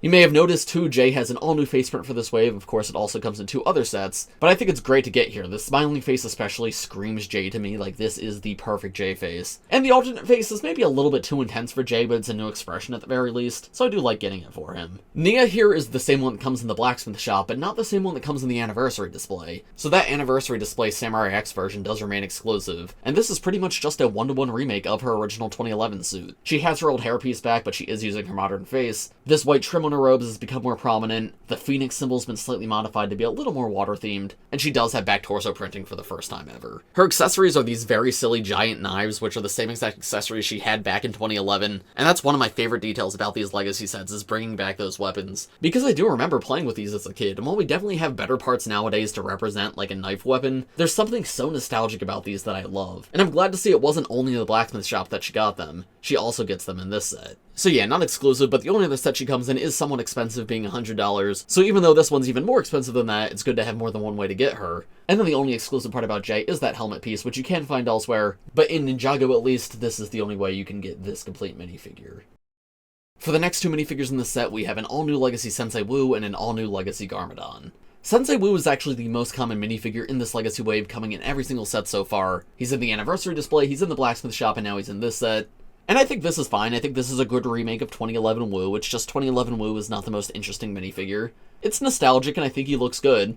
But I really don't have too much to add about him. I like seeing the original red symbol there. The new gray detailing on the torso looks nice, though I wish the belt was still as big as it originally was, because that was one of my favorite parts about that minifigure. I do like how he has little shoes now, though. His staff is also a show-accurate color for the first time ever, which is kind of funny it took that long. But yeah, good minifigure, just common minifigure. Makes sense to come in this set, though. Garmadon, however, was a very nice surprise, because when I first saw this, I fully expected this to just be the Legacy Garmadon that's been in sets for ages. He was in the Legacy sets last time Legacy sets were out, and that version of Garmadon is technically still in production. You can find him in like books and magazines and stuff. But this is not just that figure. This guy actually does some things unique. First up, his helmet is back to being gunmetal gray. Last time we had Legacy, they colored it in black instead. And the black wasn't terrible, but the gunmetal gray is accurate. Like, this is what it was originally back in 2012. So it is cool to see they brought that proper color back. Torso and legs are the same as the last Legacy Garmadon. I'm pretty sure it literally is the same exact one that is in production. But the best thing about this minifigure is the face print. Because for the first time ever, Garmadon has a double-sided face, and it's two all-new expressions.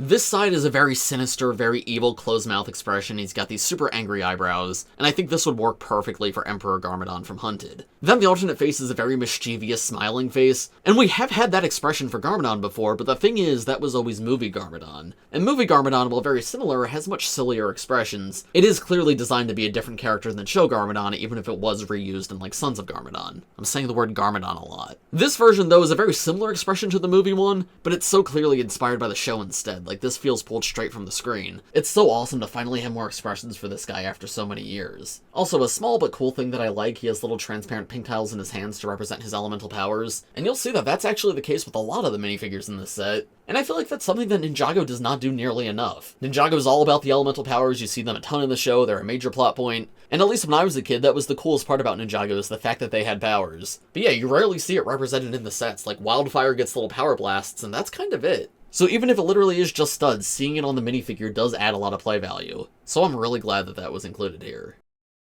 Here are the next two minifigures in the set. We have Mystake, and we have my most wanted Ninjago minifigure of all time, Dr. Julien. We'll start with Mystake really fast, because actually she was pretty high on my list too of most wanted characters. We sort of had a Mystake minifigure already with the Ninjago City docks. The issue was, it was terrible. It looked pretty much nothing like she did in the show, like the sweater was alright, but the face print had glasses and it was just like a generic old woman. It was not at all who Mystake is. And even though Mystake has a somewhat basic design when it comes to her face print, she's just an old lady with gray eyebrows. There was just nothing in the LEGO catalog that worked for her. And because we got that minifigure in the Ninjago City docks, I assumed we would never get another version. It was just like Blacksmith Kai, where we got that version in the Ninjago City markets, and I thought that was LEGO ticking off the box, saying, yes, we've done this minifigure now, so we're never going to do it again. But yeah, with both Blacksmith Kai and now Mystake, they have proven that that's not the case. They are willing to go back and give us better versions of characters we already got. And Mystake here I think is awesome. The important part about her is that face print, and I think that's incredibly well done. They have all of her important facial features, but they also capture that like somewhat rebellious look that she has. And of course there's no alternate face because it would not show out the back of the hat. Would it have been cool to get like a new hat hair combo piece for her? Yes, but would I ever expect that? No. This is more in line with what LEGO does with any minifigure with a hat like this. And then the sweater piece is not fully accurate to the show. In fact, this is not a new piece for this minifigure. It's reused from LEGO Marvel. This is Aunt May's sweater, but it's close enough that in my opinion I think it works. Again, the face print was the most important thing. And the Mystake from the Ninjago City docks did have a slightly more accurate torso, so if you have both sets you could swap the parts around and make like a fully show accurate version. There's unprinted legs here, which is fine. I don't think Mystake is a character who needs leg printing, and she unfortunately does not come with like an alternate hairpiece either. You only get the hat, but I'm pretty sure her hairpiece does exist, so you can find it in other sets. And then we have Dr. Julien, which I cannot believe I'm actually talking about an official Dr. Julien minifigure in a review right now.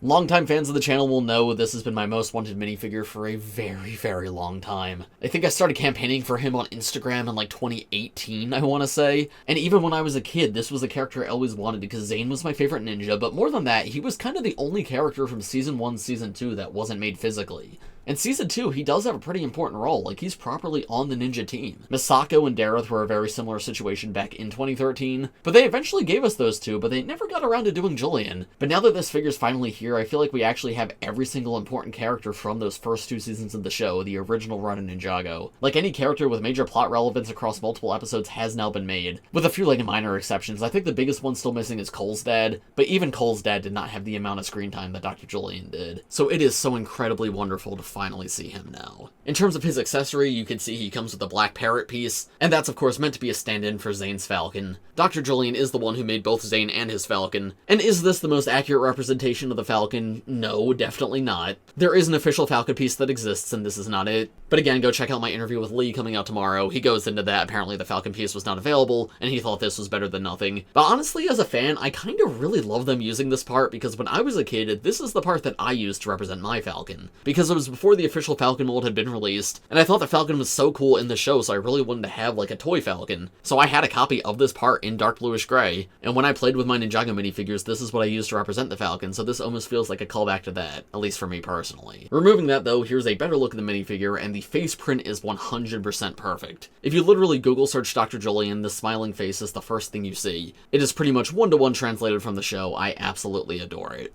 Turning him around, too, he does have an alternate face, which is amazing to see, because for a character like this, he probably didn't need it. But I am glad that so much budget was dedicated to him. And this is more of like a scared or confused face. This one I don't really remember him making in the show, but hey, I will take more expressions. I'm very happy for it. And I feel like it does fit his personality well enough. The hairpiece isn't new or anything, but it is the exact one he had in the show. And then torso print is pretty good. It's not like an exact one-to-one recreation of his torso from the show, but it is pretty darn close. Just the white lab coat over the blue shirt. I'm pretty satisfied with this. The only like small negative about this minifigure is the fact that he does not have any leg printing, which of course, yes, that would have been nice to see. But I also understand, like, if he had leg printing, we'd be missing out on something else elsewhere in the set. And while personally I do love Dr. Julien, and I would have loved a one-to-one screen-accurate version of Dr. Julien, given every single other character that comes in this set, I get the decision to not include the full leg print here. He still looks good even without it, and I think there is existing leg prints that would work for him to make him slightly more show accurate. Specifically, I'm thinking of like the scientists from the Lego Ninjago movie. If you put their leg pieces on him, he'd honestly probably look pretty good. And that is probably something I'll do in a future video. But yeah, looking at this minifigure just makes me happy. I'm so glad this guy's finally here. I'm curious how much he's going to be on the aftermarket, because I want to like army build these guys. It's surreal. It's like I finally got what I've been asking for most. I don't even know where to go from here. This year is ticking off so many of the boxes of like my most wanted Ninjago minifigures. I mean, both of these were both top 5. My number 2 pick we got last year with Casual Harumi, and my number 3 pick is later in this set. Genuinely, just so many amazing Ninjago minifigures that I never thought we'd get are finally happening, and I could not be more excited. Anyway, I'd love to keep talking about him forever, but we do have some more minifigures to look at, so I guess we can move on. Next up, we have the Time Twins, specifically the young Time Twins, Krux and Acronix. These two, honestly, to me, were the most surprising inclusions in the set, because they were not anywhere near my list of, like, figures I wanted to get this year. I'm not upset to see them by any means. I think they both look really good. But these are both figures we kind of already had. Young Krux came in a Toys R Us exclusive set, which is very hard to find now, so I get wanting to have, like, a more widely distributed version of him. And the difference between young Acronix and old Acronix is very minimal. Because, of course, in Hands of Time, he was the brother that did not age. So this is very similar to that previous version. He just doesn't have, like, the iPod Touch in his belt, and he doesn't have, like, the little headphone that was in his ear originally. This time around, they both share the same exact torso and leg print, which is a slight difference from their original designs, but I think this was the right choice. It, of course, saves on minifigure budget, and the two of them had such close original designs that this, like, doesn't feel out of place. The only thing different about them is the sides that the red arm is on versus the gunmetal gray arm, and just like Garmadon, they come with individual studs to represent their elemental powers, and on these guys especially, I feel like that's important to have. There's some nice like metallic silver and metallic bronze printing on those torsos, and it doesn't seem like they've been like legacy-ified too much. They feel very faithful to the original 2017 designs. And if I take the hairpieces off, you can see their face prints, and these are actually all new face prints for them. Because while we have gotten young Krux before, it was a more neutral expression, so now instead he has this very angry expression. So if this is your first time getting this character, cool, it works. But if you already have the other young Krux, this is not like a replacement for that one. Both of them have their own spot in the collection because they do have those different faces. And then Acronix here just has a very neutral smile, and then the alternate face is a very angry expression quite similar to Krux.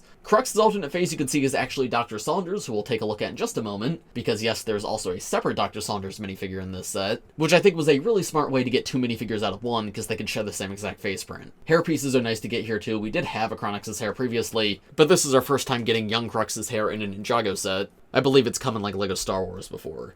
But yeah, I think these two are both pretty well done. At least me personally, of the new characters in the set, these two are actually the least exciting. Just because I'm someone who has such a big Ninjago collection, I feel like I kind of already have these two. But that being said, I totally acknowledge I'm not everybody. These are fan favorite characters. It's been a very long time since we've gotten them, and not everybody had a chance to get them like I did. So it's cool to have another shot so many years later. And because it is the young version, it ties in with all of the Serpentine Wars characters that we're getting in these sets. Because the anniversary characters are all from the same era, right? We have the Master of Earth in the Blacksmith Shop, Ray and Maya in the Blacksmith Shop, and then Jay's mother in the Anniversary display. And all of those characters can be seen during the time travel aspects during Hands of Time, where we go back and we see these characters fighting during the Serpentine Wars. So it ties in with the theming of this overall wave too, so it makes sense. I totally get why they're here. Just on a personal level, they're not as exciting as some others.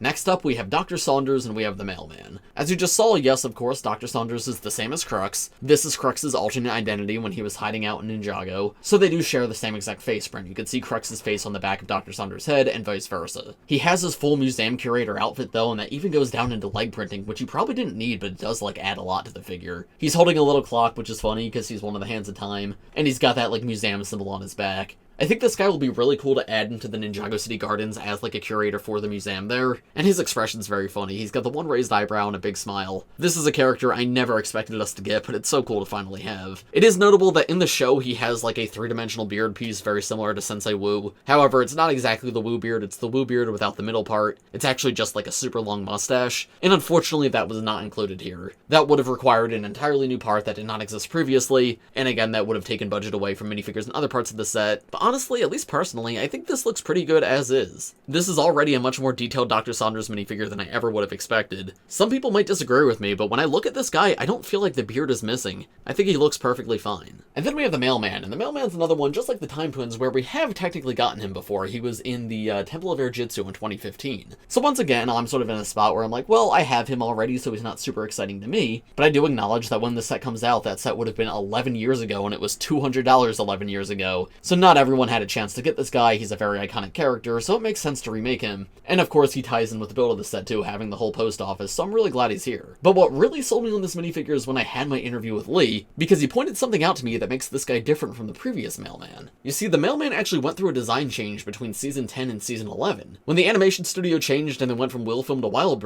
Wildbrain forgot to include the Mailman's mustache. So the previous version of the Mailman that we got was the Wilfilm version, this is the Wildbrain version, so it makes them slightly different. However, that's not everything, because Wilfilm did actually use this face before. During the early seasons of Ninjago, the Mailman actually shared his face model with another character, and that is Warden Noble. Noble is the character who originally ran Darkly's boarding school for bad boys, and then he became the warden of Cryptarium Prison. And because he was a relatively unimportant character, he shared the same face model as the Mailman. The only difference between them is the Mailman had a mustache and Noble did not. So thanks to this new face print, if you already have the old Mailman and you don't really need another one, you could take this headpiece off and put it on a police Lego City torso, and you could make a show-accurate Warden Noble, who's one of those characters from the early seasons of the show that I never expected to get, but now we have literally the perfect face for him. And I just love that this care and attention was put here. It's great for new fans who never had the Mailman, because here you go, you have him. But for longtime fans who may already have the previous version, there is something about this figure that makes him unique, and still makes him desirable, which I think is so cool. He's got a classic Lego backpack on his back, which I believe is also a Wildbrain thing. And there's look at the back torso print where he just has these folds in his purple robes. Yeah, this is a phenomenal minifigure. I love that they made him different. These two are both amazing inclusions in this set. Here are the next two minifigures in the set. We have Faith and we have Crystalized Harumi. Faith was my third most wanted Ninjago minifigure for a very long time, and then after we got Casual Harumi last year, she moved up to my second most wanted, right after Dr. Julien, and now in this set we get both of them. And this is another one where it is so exciting to finally have, because Faith is a major character in Hunted, one of the best seasons of Ninjago, but we never got a proper version of her after she took off her mask. We have a heavy metal minifigure of her all covered up, but this is the version of her we see in Season 9 and see in Season 10, and it was such a shame it never happened at that time. But now in this set she is finally here, and I think she's absolutely perfect. In terms of accessories, she has a hammer and a wrench, which of course go with her workshop that's in this set, and the torso and leg print are phenomenal. Once again, they don't feel too Legacy-ified. The first time around when we got Legacy, characters were very redesigned. Take a look at the Elemental Masters that came in the 2021 set, Gravis, Bolobo, and Jacob. I like those minifigures a lot, but they don't really look a ton like they do in the show. So if we were going to get figures like this again, I was fully expecting something similar, where they were loosely based off the show, but were really fully new original designs. This one though, no, this is an update over for her hunted design, but it is so close to it. And again, I'm going to be doing a full comparison video later in the month, where I will have this minifigure right next to the original Heavy Metal minifigure. But it is amazing the way this feels plucked straight out of 2018. Face print, though, is the highlight, and this is just the perfect expression. She's got the one red eye, the one black eye. She's got, like, the markings on her face that all the dragon hunters have, and just, like, this very kind smile. But then the alternate face is angry and intense. She can use that when she's fighting. And we have this, like, metallic silver printing going on, too, on both the front and the back. She also has those orange chains that were very iconic in Hunted. And the hairpiece is one-to-one show accurate as well. Yeah, this minifigure is everything I could ask for, literally nothing I would change. So happy to finally have her in the collection. And then this Harumi minifigure. So this is Crystalized Harumi before she gets crystallized, when she's just, like, in this generic black robe. I'm a pretty big fan of Harumi as a character. As I said, Casual Harumi was my second most wanted minifigure for a very long time. But after we got that one, I was like, okay, I'm done with Harumi, we have enough. Like, I thought this suit would be cool to get, but honestly, I didn't need it. So seeing it here was actually a huge surprise. And I have a fun detail to share about this minifigure that you will hear more about in my interview footage tomorrow. But you can see she's got this new smiling happy face. That's kind of the first time we've gotten that for Harumi. And if that looks familiar to you, it's because it is based off one specific scene. I kid you not, this face print is based off the "It's okay, she's with us" scene from the very end of Crystalized. The scene that's very much been, like, memed into the ground, that's what this face print's supposed to be. And don't get me wrong, it does work really well as just, like, a happy Harumi. We don't have, like, a red eye makeup Harumi with a happy face, so that's good to get in general. But the fact that they went back and did that expression specifically just shows how in tune they are with the fans. It's an amazing minifigure, but also just hilarious at the same time. Torso print here is very accurate to the show. I actually find this to be a quite boring design, which is why I felt like I didn't need it. But it's boring just because it is boring in the show. This is pretty much a direct one-to-one translation of the torso from the show. Also, somewhat similar to the Mailman, this enables a new custom minifigure you can make. The, like, Howlers from Ninjago Dragons Rising Season 1. When Sora and Nia go to the remnants of Ninjago, they encounter these, like, spirits that curse them. They also have this torso piece, so if you want to make custom versions of them, you can now do that with this minifigure. Obviously not a very important character, but hey, that's something. And she does actually have an alternate face, which is very cool. It's the Kabuki mask that she has in the first half of Crystalized before we know it's her. And she also comes with an alternate hood piece, so you don't have to have her hair on. So now this is the full Kabuki mask Harumi before we know her true identity. Printing looks great. Sometimes white printing can be very, like, splotchy and weird, but that's not the case at all with this one. Everything's very sharp and vibrant. And I think it was so smart to not do it on a white headpiece, to have it on the yellow head, so that way you can have the alternate face that is just regular Harumi. But yeah, this is a figure that was, like, not at the top of my list of characters I needed, but honestly pretty sick to finally have. Now, the next two minifigures in the set are just made up of existing parts from, like, LEGO City and LEGO Creator. However, that does not mean they're not actual characters. This one on the left here is an administration agent, and honestly, this is a pretty good representation of the administration agents that we see in the show. She's got the sunglasses. I'm pretty sure there is an administration agent in the show with this exact hairstyle, and this torso piece is like the Traveler from LEGO City, but they've got that turtleneck on underneath, which works perfectly for the administration. She comes with, like, a little blaster as an accessory, which again fits their whole, like, sci-fi vibe. And I don't believe there's an alternate face on this minifigure. No, there's not. So yeah, despite being reused parts, I actually think she fits really well in a Ninjago collection. She doesn't feel like a random LEGO City minifigure thrown into a Ninjago set. She absolutely feels like she fits in the Ninjago world. And then this guy right here is Chuck the Carpenter, and when I first saw this set, I thought this was the only bad figure in this set, and that's bad in quotes, but he felt to me like a filler minifigure. He didn't feel like anything special. But that's until I learned what he's based on. This is another thing I learned from my interview. Again, go check that out. I know I've said that a million times in this video, but it was a very insightful discussion. But yeah, this is supposed to be a named character from the show. If you remember, in Ninjago Day of the Departed, there was the ghost ninja who couldn't speak, and when Cole meets them, he finds one of them and he calls him Chuck. He goes, "Oh, I don't know your name, so I'm just gonna call you Chuck," and he refers to him as Chuck for the rest of the special. Then at the end of the episode, the ghost ninja turned back into humans, and in that scene, you can actually see this hairpiece. And then way later on, Tommy Andreasen, the creator of Ninjago, released this story on Twitter, which technically isn't canon, but it comes from the creator of the show, so a lot of people consider it canon, called Way of the Departed, and it was sort of like a sequel follow-up to Day of the Departed. And in that story, Cole runs into Chuck again after he's been freed, and Chuck now works as a carpenter. So that's what this minifigure is supposed to be. This is Chuck the Carpenter, the former ghost student, now carpenter. And yes, he does just use generic LEGO City parts, but we don't have, like, an official appearance for him. I honestly think this works. And I think it's so cool that even for the basic civilians, they tried to, like, give them a backstory, make them matter. So while, like, visually he's probably the least interesting in this entire set, that story makes him so much cooler. As far as just, like, generic civilians go, these are the only two in this set, and I think of all the Ninjago D2Cs, these are the best generic civilians we've ever gotten. And then for the final two regular minifigures in this set, we have two Ninjago Dragons Rising minifigures. These are some of the villains from the next season, Ninjago Dragons Rising Season 4. We have the Loyalist leader, and we have the Loyalist. I will admit, it's a little bit funny to see two Dragons Rising characters in a set marketed as Legacy, but it makes sense. The set is meant to encompass all of Ninjago's history, including the modern history. So that's why they're here, and of course, if you didn't just skip ahead to the minifigures like I know some of you did, you'll see there was an entire room for these guys, and the whole thing is they're loyal to Imperium, so their base has a little portrait of the Empress, and that explains their color scheme. They got black, dark red, and gold, just like we had on the Imperium villains, but now instead of being like all high-tech, they're in like these magical looking robes. The Loyalist leader has this really cool staff with a printed piece on top that also comes in the main wave sets, and on that staff there's like this really creepy looking dragon face that has a tentacle coming out, some fire coming out, two different horns at the top, and that matches that little stone tablet that we saw in the set. The normal Loyalist comes with the Star Wars Darksaber piece, which is very funny to see, that just like a generic villain uses it here when it's so powerful in the Star Wars universe. And then you can see the actual torso and legs on these two is exactly the same, the only difference is their hood and their face prints. The leader has this intricate gold mask with green eyes, and the mask seems to be themed around that dragon creature that was on the staff, because you can see those rocky eyebrows and those tentacles around the mouth, while this one has like this full white mask over their face and these golden eyebrows, but a little bit of like Lego yellow skin peeking through. Now the alternate face on this minifigure is a spoiler to their true identity in the show, which in my opinion, if it's in the sets, it does not count as a spoiler, but if you want to be completely surprised going into the show, skip ahead to the next part of the minifigures, because I'm about to turn this around. Alright, ready? 3, 2, 1, it is Dr. LaRoe. This is the third set that she comes in. I think it's a little bit funny that this is our second Ninjago D2C to come with both Dr. LaRoe and Harumi, but hey, I'm not complaining, they're both cool characters. Back torso prints of both of these guys again have that dragon symbol. Very curious who that is. And the Loyalist alternate face has those tentacles, those rocky eyebrows, which were not present on the front torso print. But I'm very curious as to what this like monster is that's on their backs.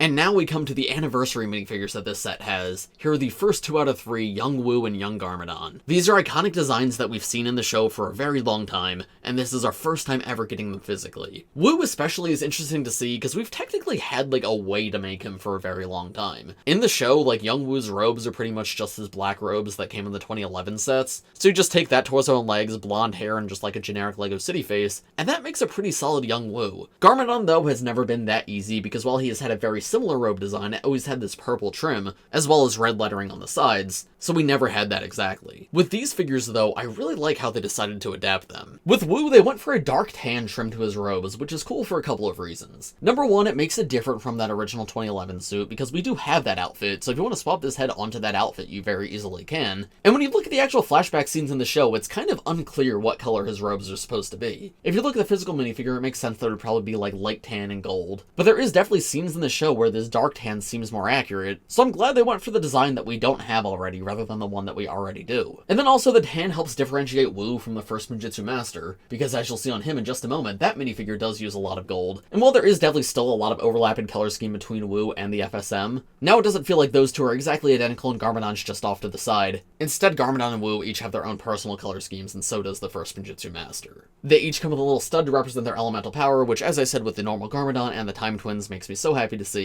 Wu has transparent yellow for creation, and Garmadon has transparent pink for destruction. The Ninjago on their robes spells out master, and I really like that they kept the super long belts that these robes originally had. Wu's hair is also dark tan, which I would argue is probably blonde in the flashbacks, but again, that piece exists, so if you want to modify this guy you can. This just feels like something new. And then they both have that same dragon symbol on the back with the original 2011 dragon design, which is so cool to see that back on torso. But of course on Wu it's gold, on Garmadon it's red, and Wu has dark tan accents, Garmadon has purple accents. The face prints here are really amazing as well, because Wu especially, they very easily could have just used a generic Lego City face. He is the most basic looking character in those flashbacks in the show. But no, because this was a special anniversary minifigure in a D2C set, his face print is actually entirely new. And while it is a fairly basic face design, I think this is a nice smile on him. It captures his personality well, and then he does have an alternate face where he's like angry and screaming. And again, I'm pretty sure that's pulled directly from a frame that you could see in the show. Obviously there's a lot of Ninjago episodes, so I can't remember the exact one off the top of my head, but I'm pretty sure I've seen Young Wu make that exact expression. And then Young Garmadon in the show pretty much just always used the 2012 Lloyd face, so they took that concept and definitely modernized it here. He has thicker eyebrows, a thicker mouth, and it seems like the lines on his face have been changed a little bit to make him look a bit less like Lloyd, while obviously still calling back to that design. But then the alternate face on this minifigure is the best part. He has these red, angry eyes just like we see in the show, and it's so cool they managed to adapt that here. Again, the fact that these are new faces and they're double-sided faces is incredible. These minifigures are basically everything I could want. I know some people wanted to see the Spinjitzu Spinjitzu Brothers designs adapted instead, because I will admit those are probably cooler looking designs overall, but in my opinion these are more iconic, and for Legacy, for the 15th anniversary, it makes more sense to do these. And even though they're somewhat basic designs in the show, I feel like they did a good job of making them interesting for this set. So yeah, I think it's amazing to finally get these two, they are incredible.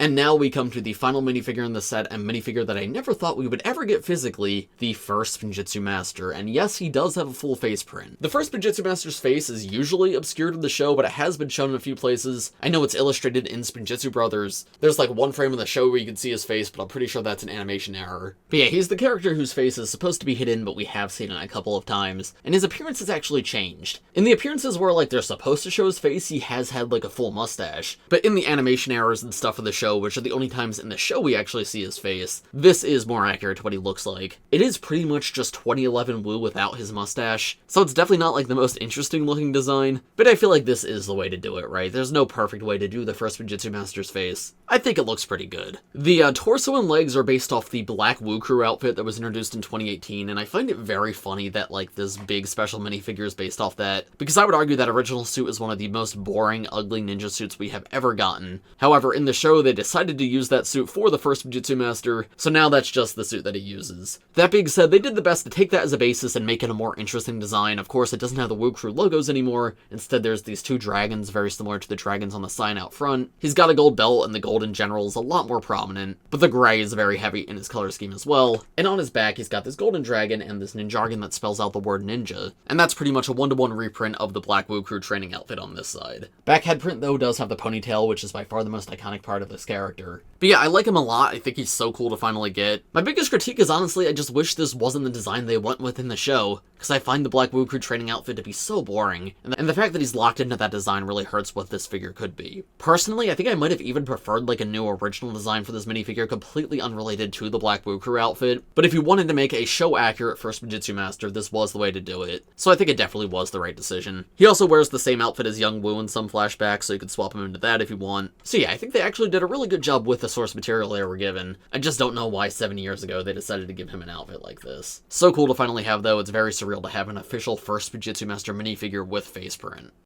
But yeah, overall, what are my thoughts of this set? I'll admit, when I first saw it, I did not know what to think of it. I thought the minifigures were amazing, they immediately stuck out to me. But from the box art, I couldn't tell if I liked this direction or if I would have preferred like a Ninjago City instead. But now that I have this built up, I'm so glad they went the direction that they did. This build feels so unique, it feels so new, but at the same time, it also feels so Ninjago. The references and stuff in the set are unmatched, and what I really love is the references aren't just references, it's actual items from the show. It's not like in Ninjago City where you see a movie poster with a character you know. This time around, though, no, it's the actual green ninja scroll that's in the show. It's the actual missing poster for Zane that's in the show. So as a fan of Ninjago, it truly feels like a love letter to the franchise. Something I haven't touched on yet is price, and this is $300, which obviously that's a lot of money. That is going to be too much money for a lot of people. I totally understand that. But I want to make it clear I'm not talking about price overall, I'm talking about value. If you have $300 to spend on a LEGO set, do you want to spend it on this or do you want to spend it on something else? And in my opinion, this is a very good value for a $300 set. In terms of physical size, it's huge, and part of that's because it does have the big courtyard in the center, but I love the courtyard. You can fill it with minifigures, side builds, and even your own things. It makes it feel like an actual city with space that these characters are living in. So yeah, physical size is huge. It's got a super large piece count as well, like 4,800 pieces, and the biggest minifigure selection of any Ninjago set ever, and that's not even like fluffed out by generic civilians like some of the Ninjago cities are. There's only 2 characters in the set that I would consider generic, being Chuck and the administration agent, but even they have a place like in the Ninjago world. They're not just random people. I mean, Chuck kind of is, but you get the point. But yeah, the minifigure selection is unmatched, not just in terms of count, but like character choices, the designs of the characters, everyone has the prints and details they need. Like, my biggest critiques of the minifigures we got is like, would it have been nice for Dr. Julien to have leg printing? Yes. Would it have been nice if the Time Twins had different torsos? Sure. But I feel like the printing on the minifigures was optimized in the best way possible, where we get the most possible characters that don't feel like they're incomplete. Because if Julien had leg printing and the Time Twins are more unique, we may have missed out on some of the other characters in this set. And the fact that every single character has a new unique face print, tons of new torso prints, and a few new leg prints too. I cannot believe this minifigure selection is actually real. Like, it's genuinely so incredible. The build itself I think makes for a very pretty display, and there's multiple ways to display it too, so you have lots of options depending on what your shelves look like. And you'll see this in my interview with the designer going up tomorrow, but the entire set can actually fit back in the box once it's built. You have to take a couple things apart, but it's not like a huge deal. So there is plenty of options for just storage and display too. The build is just so fun to pose minifigures on too. There's so many places for them to go, things for them to do. For Ninjago fans especially, this set's amazing. But even if you're not a Ninjago fan, if you just like cool, somewhat fantasy-themed builds, I genuinely think there's so much to love here. Comparing this to the other two Ninjago D2C sets on shelves right now, being the Ninjago City Workshops and the Tournament Temple City, this is easily my favorite of those three. And yeah, I think I definitely prefer this to the last two Ninjago, like, non-city sets. And even comparing them to the cities, I don't know, it's really a debate for me whether I like this more or some of the cities more. I never thought we could find another Ninjago set that compares to a Ninjago City in that way. But no, this is amazing. And yeah, especially comparing it to the Workshops, which is the city on shelves right now. That set's $50 cheaper than this, but you get way more than $50 more value in this one. So if you want to get a big Ninjago set and you haven't gotten one yet, this is definitely the one I'd recommend. I don't know what else there is to say. Obviously, this video has been long enough already, but in short, I love the set. I can't even really think that I have any criticisms anywhere. I hated putting on that string. That was my criticism.